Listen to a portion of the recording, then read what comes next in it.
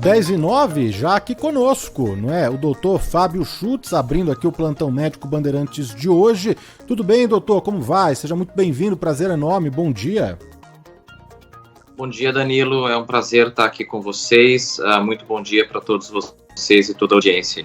Bom, convidamos o doutor Fábio Schutz, né, neste primeiro sábado de novembro, para falar sobre a campanha, não é, Novembro Azul. Assim como tivemos o Outubro Rosa para a conscientização do câncer de mama, o Novembro Azul é uma campanha para conscientização e prevenção do câncer de próstata. É um assunto que tem muito tabu, é um assunto ainda que a gente precisa, não é, doutor? Sempre que possível falar a respeito, tirar as dúvidas, deixar muitos preconceitos de lado, porque é de utilidade pública mesmo, né? Eu já queria começar perguntando se o câncer de próstata é o tipo de câncer mais comum no homem, doutor. Muito boa pergunta, Danilo. Na realidade, assim, ele é o câncer, talvez inclusive no mundo, alguns países não, mas no Brasil ele é o câncer mais comum na população masculina. Estima-se, as estimativas do Instituto Nacional do Câncer, no Rio de Janeiro, no Brasil, estimam que 30% ou até 30% de todos os casos de câncer nos homens seja câncer de próstata. Então, isso, obviamente, disparado é o câncer mais comum descoberto na população masculina e, obviamente, como você comentou, é um problema de saúde pública e tem que ser abordado, e é por isso que a gente participa dessas campanhas no Novembro Azul para fazer a conscientização. Mas em qual faixa etária, já que a gente tem essa porcentagem aí, doutor, em qual faixa etária a gente tem uma prevalência aí já do surgimento, do aparecimento do câncer de próstata? Muito boa pergunta também. Na realidade, assim, o câncer de próstata é muito mais comum conforme a idade avança. Então, assim, ele é mais comum acima de 50, acima de 60, acima de 70 e assim sucessivamente. E por este motivo é que se indica em fazer as campanhas ou as estratégias de diagnóstico precoce a partir dos 50 anos de idade. Para aqueles pacientes que têm fatores de risco aumentados, que a gente pode discutir depois, aí a gente indica antecipar essa idade para 45 anos de idade. Mas é ao redor disso, é ao redor de 45, 50 anos de idade, os homens devem começar a fazer os exames para diagnóstico precoce ou preventivos, que seria o toque retal e o PSA principalmente. Então, só para reforçar, qual que é a idade então, doutor? 50 anos de idade para a população no geral, e para aquela população de mais alto risco, que depende de uma história familiar, depende da raça do paciente, depende de algumas características genéticas, aí a gente pode antecipar isso para 45 anos de idade. Mas para a população em geral, genérica, seria 50 anos de idade. Doutor, você disse que o câncer de próstata começa, né, a já pegar uma população com uma idade um pouco mais avançada. Tem algum motivo por pegar esse grupo? O que tem a ver aí a idade com o câncer de próstata? Por que o aparecimento nessa faixa? Eu acho que é uma questão única e exclusiva em relação ao envelhecimento do organismo humano. Vários tipos de câncer, eles são mais comuns nos adultos mais velhos. Então, a gente está falando aí de mesmo câncer de mama, câncer de estômago, câncer de pulmão, é bastante mais comum. Isso não é comum, por exemplo, na idade jovem, 20, 30 anos, entendeu? Então, é bastante comum, acho que tem com certeza a ver com o envelhecimento da população, com o envelhecimento dos órgãos e com os danos genéticos que ocorrem ao longo da vida nos diferentes órgãos do corpo humano, né? E tem sintomas? É uma doença ali assintomática? O paciente vai tendo ali sinais que já tem algum tipo de problema, que ele precisa procurar um médico ou não, doutor? Essa é uma excelente pergunta, Danilo. Na realidade, assim, eu diria que não. Eu diria que a estratégia de prevenção ou de diagnóstico precoce, que tem uma questão semântica um pouco diferente aí, seria mais correto falar diagnóstico precoce. O objetivo é a gente tentar diagnosticar o câncer no momento onde ele não tem sintomas, porque a partir do momento que ele tem sintomas, isso não é mais precoce. Então, não vale a pena a gente esperar ao aparecimento de sintomas para daí ir procurar o especialista. E uma outra questão importante é que os sintomas relacionados ao aumento do volume da próstata, que tem o nome técnico de hiperplasia prostática benigna, que não é câncer, é muito comum na idade mais adulta, mais velha. Por isso que, conforme a idade avança, é muito comum, de repente, o homem começar a diminuir o jato urinário, acordar à noite para ir ao banheiro, ter dificuldade de esvaziar a bexiga, ter que fazer mais força para urinar.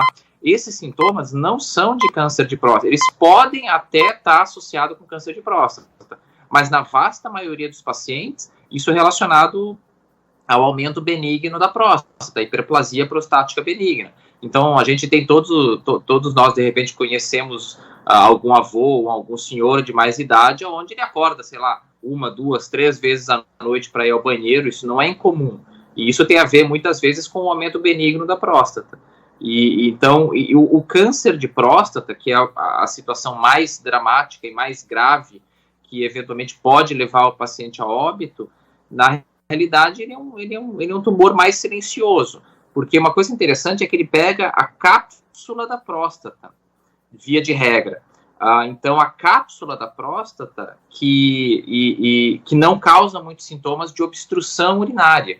É óbvio que quando o paciente tem um câncer de próstata muito volumoso, ele pode sim ter sintomas. Ou então, quando ele tem metástases.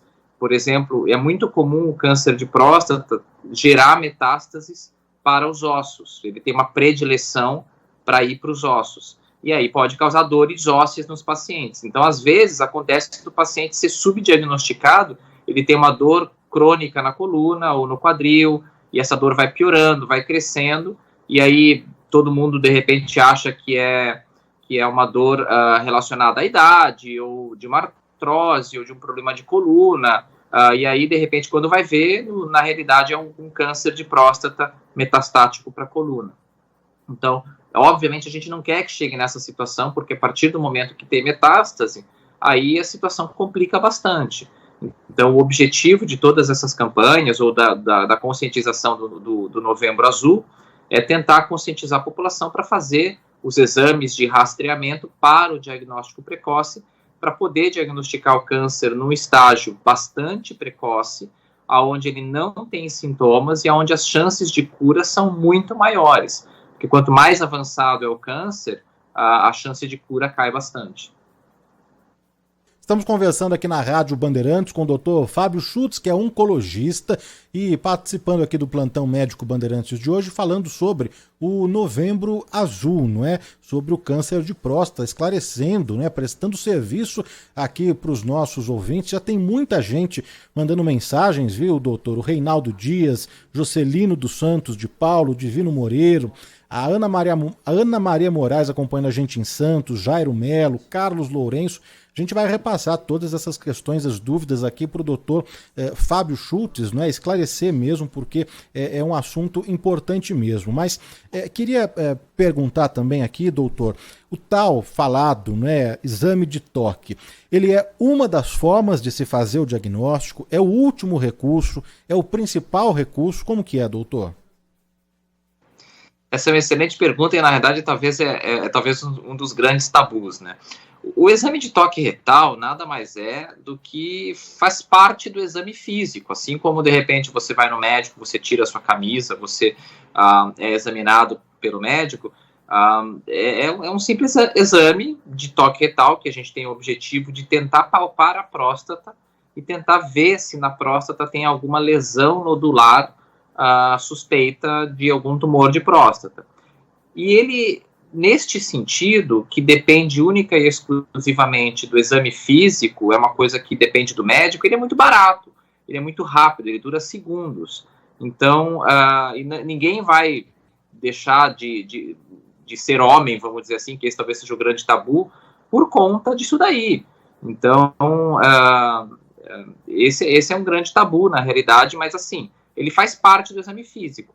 Ele tem a sua importância porque ele, como eu falei, ele é muito barato de ser feito. A gente poderia falar, vamos então agora começar a fazer ressonância em todos os pacientes. Ressonância é um procedimento que é caro, a gente não tem número de máquinas talvez suficientes no Brasil, ia gerar enormes filas, como eu falei, a gente está falando de 30% da população, ou a gente está falando de uma população de mais de vários e vários milhões de pacientes no Brasil, entendeu? Então, assim, não faz sentido.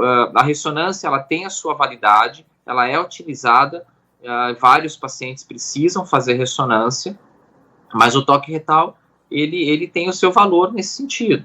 E aliado também ao PSA, eu diria que as duas coisas são importantes.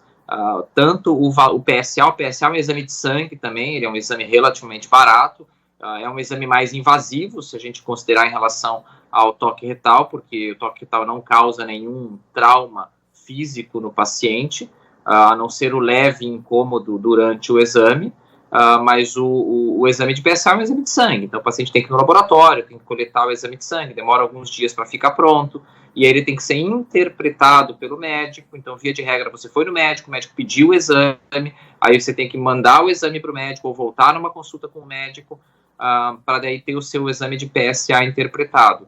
Mas as duas coisas andam juntas. Eu tenho vários pacientes que foram diagnosticados com tumor de próstata, com câncer de próstata, com PSA normal, e eu também tenho vários pacientes com câncer de próstata que foram diagnosticados com câncer de próstata, porém com um toque retal normal.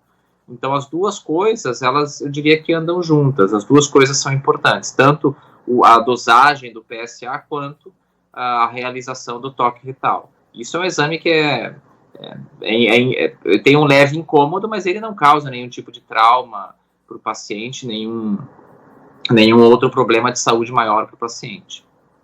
Doutor, o Giovano Luiz Fernandes, aqui pelo nosso chat do YouTube, diz que na Europa, eu não sei onde que ele mora, mas diz que na Europa já não se faz mais esse tipo de exame, o exame de toque. Isso procede? Tem algum outro exame já? Você trouxe já o PSA, o exame de sangue, não é?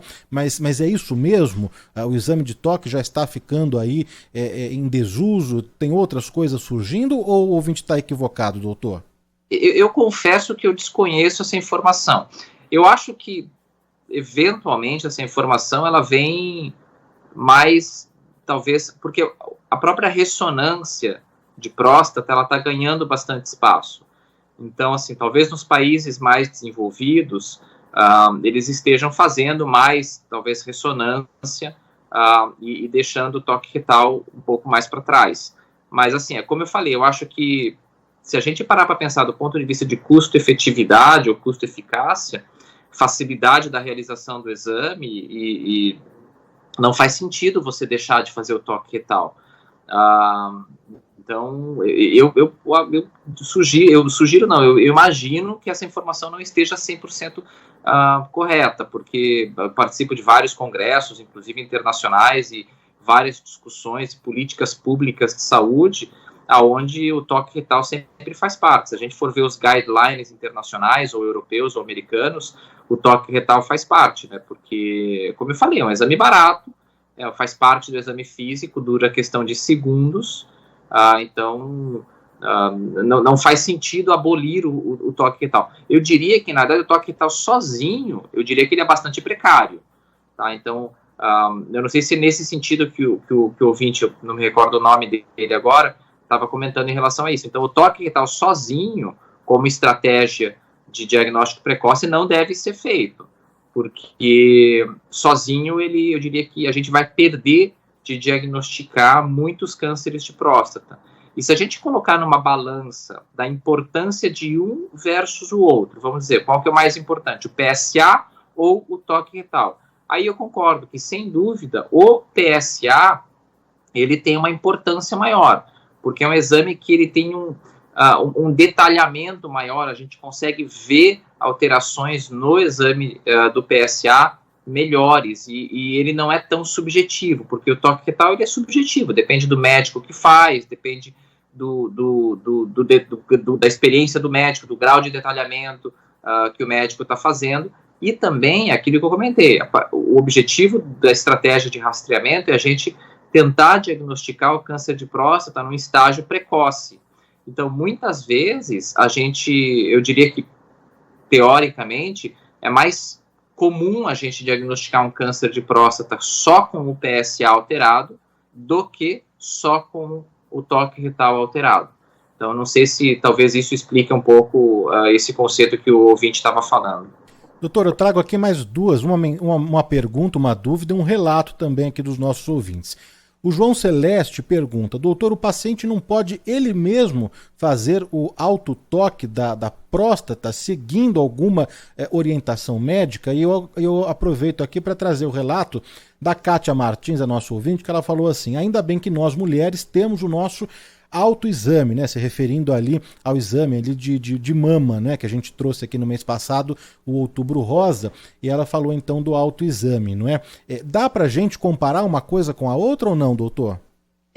Na realidade, eu vou voltar um pouquinho, essa é uma excelente pergunta, eu vou voltar até um pouquinho mais atrás, porque a estratégia de autoexame para o câncer de mama, ela também não é tão válida. É óbvio que quando a paciente, de repente, está tomando banho, ela palpa a sua mama, ela vê alguma alteração, ela vai ao médico, é mais fácil, é um órgão que ela, no simples banho que ela está tomando, ela consegue se tocar e perceber. Só que tem várias estratégias que dizem que não é talvez tão justo ou tão eficaz você transferir essa responsabilidade de um diagnóstico precoce ou de um autoexame para o próprio paciente. Até porque o paciente não tem o expertise para avaliar isso daí de maneira fidedigna. E da mesma maneira, em relação à mama, por exemplo, a gente não faz só o exame da mama com o médico. Para a estratégia de prevenção de câncer de mama, vocês devem ter discutido isso no Outubro Rosa, é muito importante a mamografia, o ultrassom de mama. Eles vão detectar alterações na mama muito menores do que a gente consegue palpar.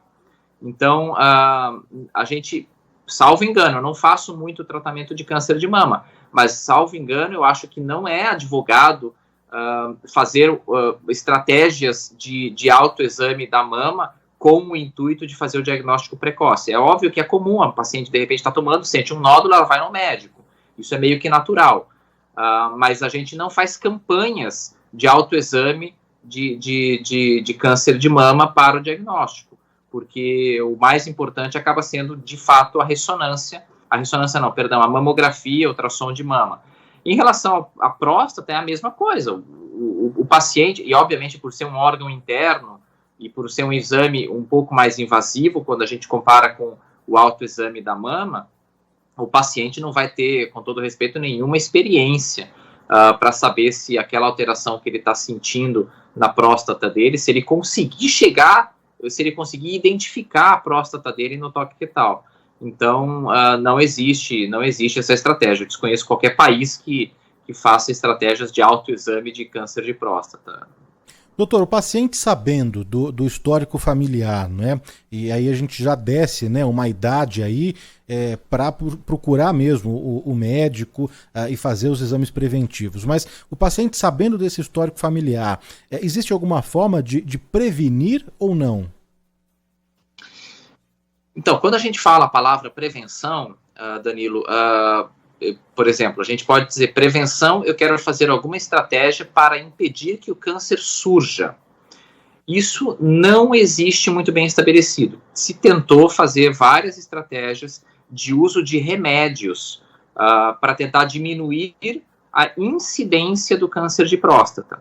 E nenhuma delas foi muito bem sucedida. Então, na prática, a gente não faz estratégias a gente chama isso tecnicamente de quimioprofilaxia, que seria no sentido de você fazer uma química ou fazer um remédio para diminuir a incidência ou aparecimento do câncer de próstata. Então, isso não é bem estabelecido hoje. Quando a gente fala em estratégias de prevenção, na realidade a gente quer falar mais de diagnóstico precoce, ou então você quer fazer o diagnóstico precoce com o intuito de prevenir complicações, ou prevenir tumores maiores, ou prevenir as metástases, ou prevenir o óbito do paciente relacionado ao câncer de próstata. Mas estratégias, como você comentou a pergunta, de se o paciente tem histórico familiar. Tem, por exemplo, alterações genéticas, isso vale a pena a gente comentar, que algumas famílias têm, e que alguns cânceres correm na família, inclusive, por exemplo, câncer de mama. Tem relação de uma alteração genética, por exemplo, BRCA1, BRCA2, que é um gene que pode estar alterado em câncer de mama, que corre na família, que também pode ter relação com câncer de próstata. Então, isso não é tão incomum.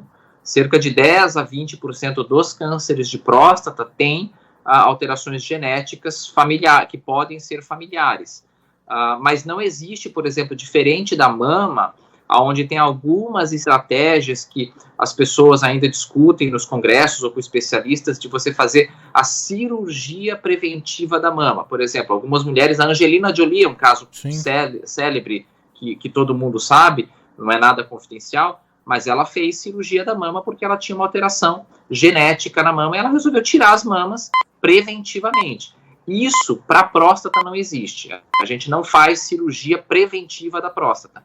E tem 2 tipos de cirurgia de próstata que talvez valha a pena esclarecer para os ouvintes, que é o que as pessoas às vezes chamam de raspagem da próstata, que seria para hiperplasia da próstata, ou seja, um aumento benigno da próstata, onde o médico, geralmente os pacientes têm muitos sintomas urinários, acordam várias vezes à noite, o jato está fraco, fica gotejando no final da urina, tem que fazer força para urinar, e aí alguns médicos diagnosticam essa hiperplasia e aí fazem a raspagem da próstata, para abrir o canal da próstata no meio. Então, e aquilo que eu comentei, o câncer de próstata não está geralmente no miolo da próstata, ele está na cápsula da próstata, a parte de fora da próstata. Até por isso que o toque retal é importante, porque no toque retal o que a gente espalpa no paciente é a cápsula da próstata, não é o miolo da próstata. Então são coisas diferentes. Ô doutor, então o aumento da próstata também não necessariamente significa um câncer de próstata, são coisas completamente diferentes, né? Exato. Exatamente. O aumento benigno da próstata, eu tenho certeza que que todo mundo tem o seu avô, que de repente vai no banheiro várias vezes, o jato está fraco, fica pingando em volta do vaso, acorda várias vezes à noite para urinar. Isso geralmente faz parte do envelhecimento da próstata, tanto quanto eventualmente aquele vô que tem aquela orelha grande, porque a orelha vai crescendo.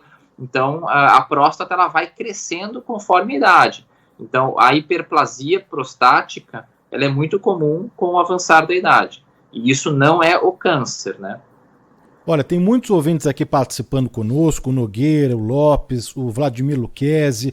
O Vladimir disse aqui, doutor, que está em dia, né? Está com 59 anos e tudo ok. Vamos lá, galera, deixe um preconceito de lado, né? O Marco aqui também dando bom dia, o Plínio Rodrigues, né? Falando aqui de uma medicação. A gente já vai repassar aqui as perguntas e as dúvidas para o doutor Fábio Schutz, que é oncologista, não é?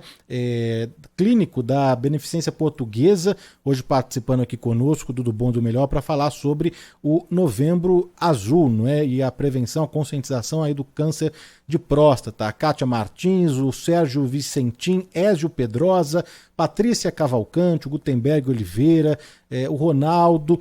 A pergunta do Ronaldo aqui, doutor, ele diz o seguinte: o exame de toque é obrigatório mesmo, ou é recomendável, mesmo com o PSA e os exames todos normais?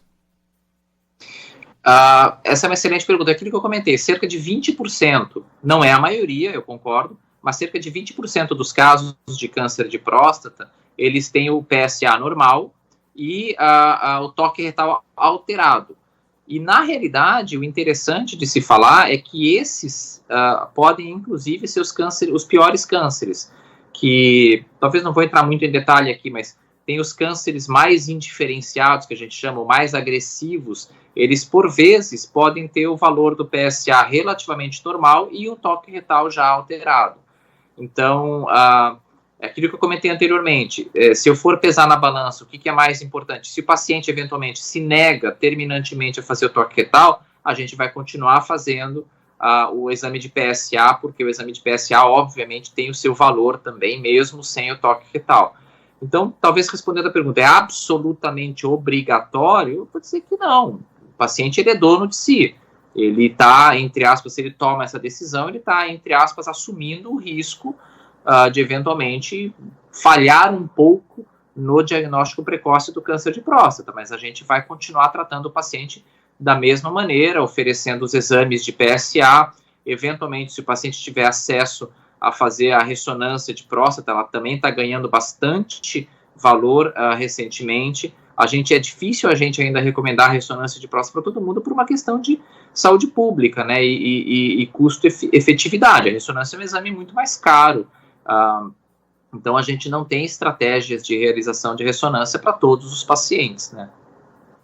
Doutor, antes da gente abrir aqui para os nossos ouvintes, né, tem muita informação circulando por aí, né, na internet. A gente só tem entendimento mesmo quando a gente conversa com um especialista, uma pessoa que estudou, não é?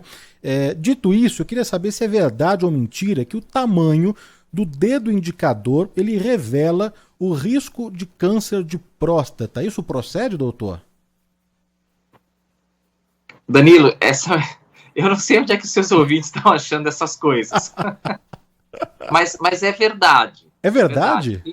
Tem estudos que relacionam a diferença do tamanho do dedo indicador para o dedo... Agora vai todo mundo olhar da sua mão, né? Vamos lá,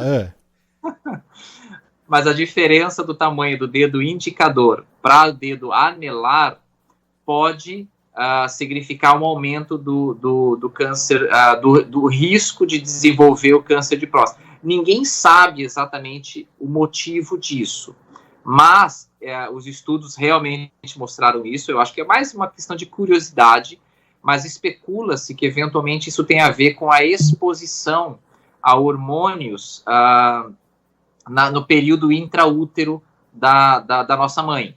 Então, eventualmente, mas assim, isso é bastante preliminar, isso é bastante especulativo, mas que eventualmente, porque ninguém vai crescer o dedo depois de velho. Sim. Entendeu? Isso geralmente, essas alterações pequenas do tamanho do dedo indicador para o dedo anelar, ocorrem geralmente quando a gente está sendo formado no útero da nossa mãe. Então, mas tem estudos de fato que mostram essa correlação, sim. Olha, vamos abrir aqui então, né, para as dúvidas, para as mensagens, para as perguntas aqui do ouvinte Bandeirantes que está participando conosco aqui desde o início. Vamos lá. Bom dia, Danilo. Bom dia, doutor. Meu nome é José Alexandre, falo aqui Cidade Dutra, Zona Sul de São Paulo. Eu gostaria que o doutor comentasse 2 assuntos, não é nem pergunta, tá? Bom, eu conheço um senhor que, vamos dizer assim, levava uma vida de santo, não fazia nada o que dizia errado, e teve um sério câncer de próstata, faleceu. Então isso já está no DNA da gente. E outro comentário, um outro vizinho meu também pensou que era câncer, mas não, a próstata estava grande. Ele fez uma pequena cirurgia, cortou um pedaço. Estou falando grosso modo, mas é assim mesmo? Então, vamos falar primeiro da segunda. A segunda pergunta, em relação a ele deve ter tido uma hiperplasia prostática benigna. Tem uma cirurgia que eu diria que era mais antigamente realizada, que é o que a gente chama de prostatectomia transvesical. Esse é o nome técnico, onde a gente faz uma pequena cirurgia, a gente corta a barriga do paciente, a gente abre a bexiga do paciente dentro dele e tira, através dessa abertura da bexiga, tira o miolo da próstata.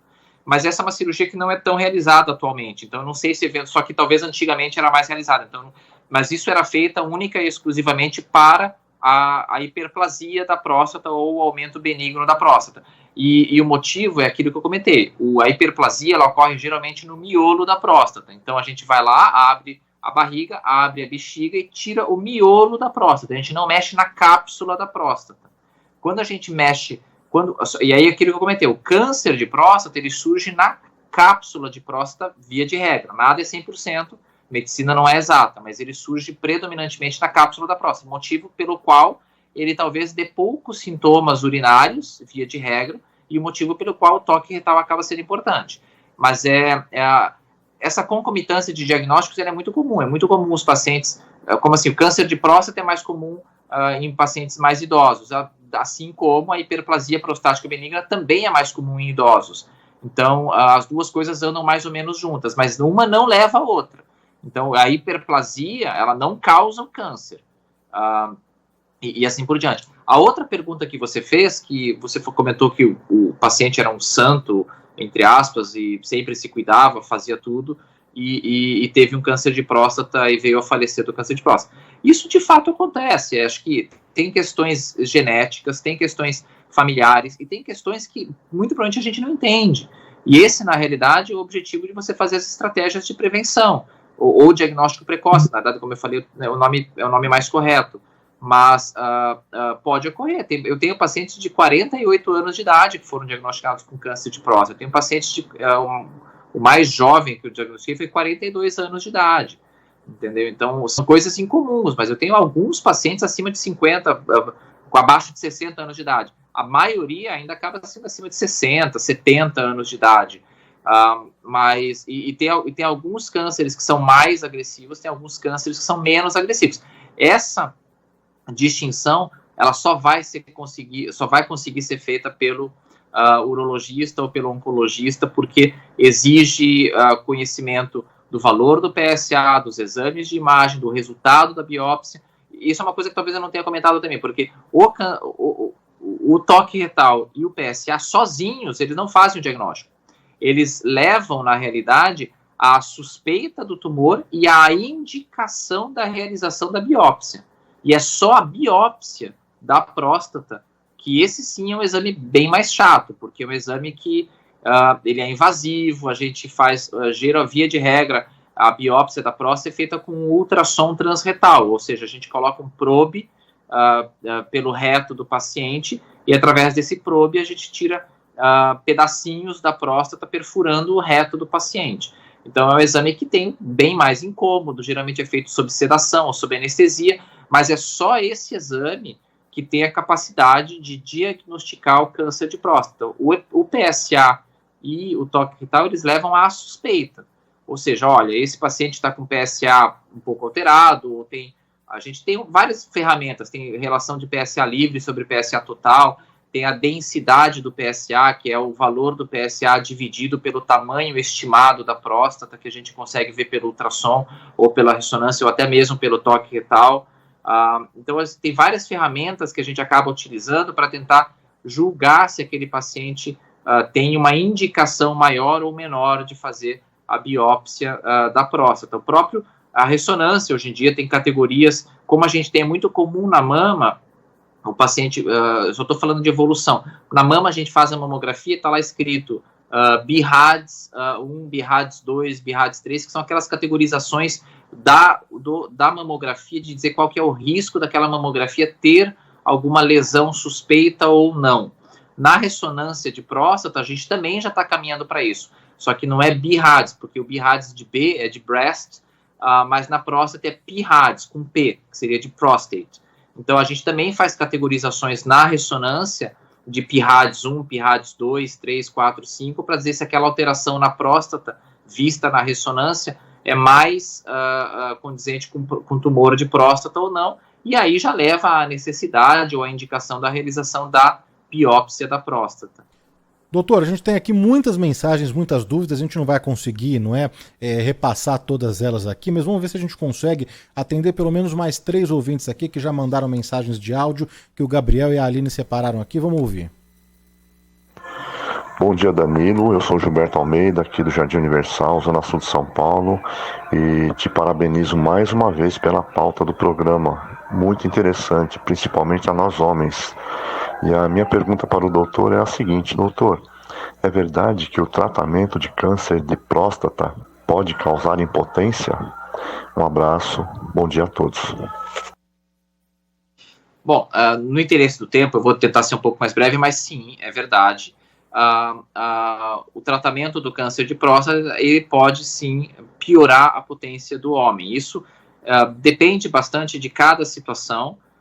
Depende do tamanho do tumor, depende do tipo de tratamento. A gente tem tratamentos de radioterapia, tem tratamentos de cirurgia, depende do tipo de acesso cirúrgico, se a cirurgia é aberta, se a cirurgia é por robô, e depende também da habilidade técnica do cirurgião, tá? Então tem vários aspectos, mas a questão é que do lado da próstata passam os nervos que fazem a ereção e passam os vasos sanguíneos que fazem a ereção. Então, é natural que de repente a gente está cutucando ou está manipulando a região da próstata e está danificando, por vezes, esses vasos sanguíneos e esses nervos. É natural que o paciente pode ter um risco. mas eu diria que, via de regra, a maioria dos pacientes, ele acaba saindo do tratamento com uma potência recuperada. A gente não pode dizer que o paciente vai sair da cirurgia mais potente do que ele entrou na cirurgia, mas a maioria dos pacientes sai da cirurgia, recupera a potência e volta a ter uma capacidade de atividade sexual satisfatória depois da cirurgia. Mais uma aqui, doutor. Bom dia, Danilo. Bom dia, doutor. Aqui é o André de São Bernardo do Campo. Doutor, eu ouvi rumores dizendo que o câncer de próstata ele acontece mais com homens negros. É verdade e por quê? É verdade. Tanto eu comentei que isso, do ponto de vista de, por exemplo, saúde pública, é recomendado que os homens negros eles façam o rastreamento e o diagnóstico precoce a partir dos 45 anos de idade. O motivo para isso, eu acho que é uma questão genética, uma característica genética que eles têm um risco um pouco maior de ter tumor de próstata.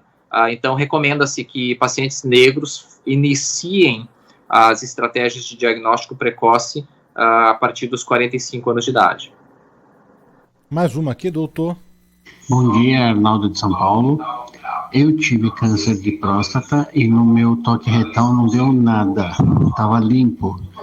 Só deu no PSA, realmente. Aí quando viu, graças a Deus, o tumor estava só no interior da próstata. Então eu consegui tirar e agora, graças a Deus, fiquei curado. Mas se fosse só pelo toque retal, não teria pego, não. Por isso é importante a complementação de todos os exames, não é, doutor? Exatamente foi aquilo que eu comentei. Se a gente colocar na balança, eu diria que o PSA sozinho, ele diagnostica mais cânceres de próstata do que o toque retal sozinho. E aquilo que eu comentei, cerca de 20% dos pacientes têm um diagnóstico de câncer de próstata mais pelo toque retal, com PSA normal, mas melhorar o fluxo de urina. A gente tem que lembrar que tem o esfíncter da bexiga, né? Então, eu acho, e a gente provavelmente não gosta de ficar manipulando, colocando stent ali, vai provavelmente aumentar o risco de infecção, ou atrapalhar o esfíncter, ou danificar o esfíncter, e daí você tem uma outra complicação até talvez mais grave, que seria uma incontinência urinária. Então, eu realmente desconheço qualquer estratégia nesse sentido. O que se faz é a raspagem da próstata. Mas estão certos, tem vários tratamentos que se faz para hiperplasia prostática benigna, para uso de medicamentos, para tentar melhorar o relaxamento do esfíncter, para diminuir o tamanho da próstata. Geralmente são tratamentos hormonais orais, que tentam diminuir o tamanho da próstata e melhorar a urina dos pacientes, a micção ou o ato de urinar dos pacientes. Então, de fato, isso é verdade, mas são remédios geralmente de uso contínuo, como comentaram, e vai usando cronicamente. Quando chega no momento onde não dá mais para usar remédio, ou a despeito do uso dos remédios, o paciente ainda continua tendo uma qualidade de urina, de micção ruim, aí tem que começar a partir para outras situações, como a raspagem da próstata e assim por diante, né? Doutor, na reta final aqui do nosso bate-papo, dessa prestação de serviço importante mesmo, né? A gente está aí no mês de novembro, temos o Novembro Azul, essa campanha de conscientização e prevenção. Para a gente encerrar, ficou faltando, né, algo para passar para os nossos ouvintes com relação aos cuidados, aos exames ou também ao tratamento que você queira aqui colocar e pontuar na reta final aqui da entrevista, doutor?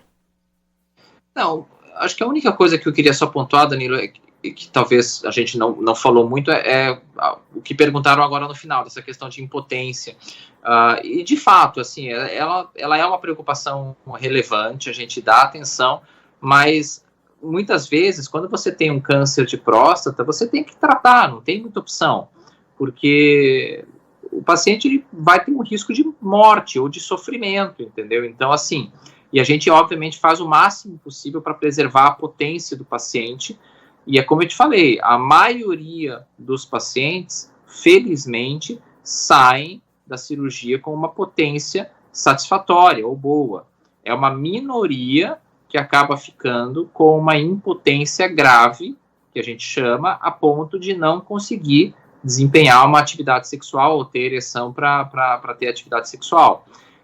Mas é a minoria, felizmente. A maioria dos meus pacientes tem atividade sexual, consegue ter ereção e segue a vida. Então, eu acho que esse preconceito, acho que é importante tirar também, porque é um assunto sério, obviamente, faz parte da qualidade de vida dos pacientes, mas a gente sempre tenta discutir isso com os pacientes durante as consultas. Doutor, queria agradecer aqui a atenção, com o ouvinte da Rádio Bandeirantes, com o nosso programa, pelos esclarecimentos. Conversamos aqui no Plantão Médico Bandeirantes com o doutor Fábio Schutz, que é oncologista clínico da Beneficência Portuguesa, atendendo aqui ao nosso convite para falar sobre o Novembro Azul. Muitos assuntos ficaram de fora, tem muitas perguntas justamente sobre a hiperplasia, Mas hoje a gente focou mesmo nessa campanha do Novembro Azul e no câncer de próstata, e te agradeço demais aqui pela atenção, viu, doutor? Danilo, muito obrigado pela atenção e excelente programa, e obrigado pela oportunidade aí. Um bom fim de semana.